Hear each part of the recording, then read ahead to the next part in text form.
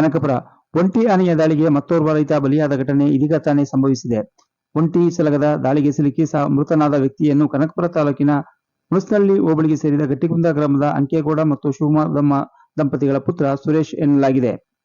ಕಳೆದ ಜುಲೈ 9ರಂದು ಬೆಳಗಿನ ಜಾವ ತಿಪ್ಪೂರು ಗ್ರಾಮದ ಶಿವರುದ್ರೇಗೌಡ ಎಂಬಾತ ಇದೇ ಆನೆಯ ದಾಳಿಗೆ ಸಿಲುಕಿ ಸ್ಥಳದಲ್ಲೇ ಸಾವನ್ನಪ್ಪಿದ್ದ.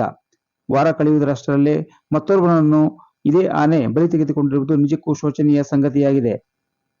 ಕಳೆದ ಶನಿವಾರ ತಿಪ್ಪೂರು ಗ್ರಾಮದ ಶಿವರುದ್ರೇಗೌಡ ಗ್ರಾಮದ ಹೊರಗಡೆ ಇರುವ ರೇಷ್ಮೆ ತೋಟಕ್ಕೆ ನೀರು ಹಾಯಿಸಿ ವಾಪಸ್ ಬರುವ ಸಂದರ್ಭದಲ್ಲಿ ತೋಟದಲ್ಲಿದ್ದ ಆನೆ ದಾಳಿ ನಡೆಸಿ ಬಲಿ ತೆಗೆದುಕೊಂಡಿತ್ತು. ಅದೇ ರೀತಿ ಇಂದು ರಾತ್ರಿ 8 ಗಂಟೆಯ ಸಮಯದಲ್ಲಿ ಗಟ್ಟಿಗುಂದ ಗ್ರಾಮದ ಸುರೇಶ್ ಎಂಬುವರು ಊರ ಹೊರಗಡೆ ಇರುವ ರೇಷ್ಮೆ ಹುಳು ಸಾಕಾಣಿಕೆ ಮನೆಯಲ್ಲಿ ಹುಳುಗಳಿಗೆ ಸೊಪ್ಪು ಹಾಕಿ ಬರುವ ಸಂದರ್ಭದಲ್ಲಿ ಒಂಟಿ ಆನೆ ದಾಳಿ ನಡೆಸಿದೆ. ಆನೆಯ ದಾಳಿಗೆ ಸಿಲುಕಿದ ಸುರೇಶ್ ಸ್ಥಳದಲ್ಲೇ ಸಾವನ್ನಪ್ಪಿದ್ದಾರೆ. ಸ್ಥಳಕ್ಕೆ ಮೃತ ತಂದೆ ತಾಯಿಗಳ ಸಹೋದರರು ಸೇರಿದಂತೆ ಸಂಬಂಧಿಗಳು ಗ್ರಾಮಸ್ಥರು ಕಮ್ಮನಿ ಮಿಡಿದಿದ್ದಾರೆ.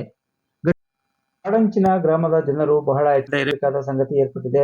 ಕೋಡಿಹಳ್ಳಿ ವಲಯ ಅರಣ್ಯಾಧಿಕಾರಿ ಹಾಗೂ ಕೋಡಿಹಳ್ಳಿ ಸಬ್ ಇನ್ಸ್ಪೆಕ್ಟರ್ ರವಿಕುಮಾರ್ ಹಾಗೂ ಸಿಬ್ಬಂದಿಗಳು ಆಗಮಿಸಿ ಮೃತನ ಕುಟುಂಬಕ್ಕೆ ಸಾಂತ್ವನದ ಜೊತೆಗೆ ಸರ್ಕಾರದಿಂದ ಮೃತನ ಕುಟುಂಬಕ್ಕೆ ಪರಿಹಾರ ನೀಡಲು ಎಲ್ಲಾ ತರಹದ ಸಹಕಾರ ನೀಡುವ ಭರವಸೆಯನ್ನು ನೀಡಿದ್ದಾರೆ.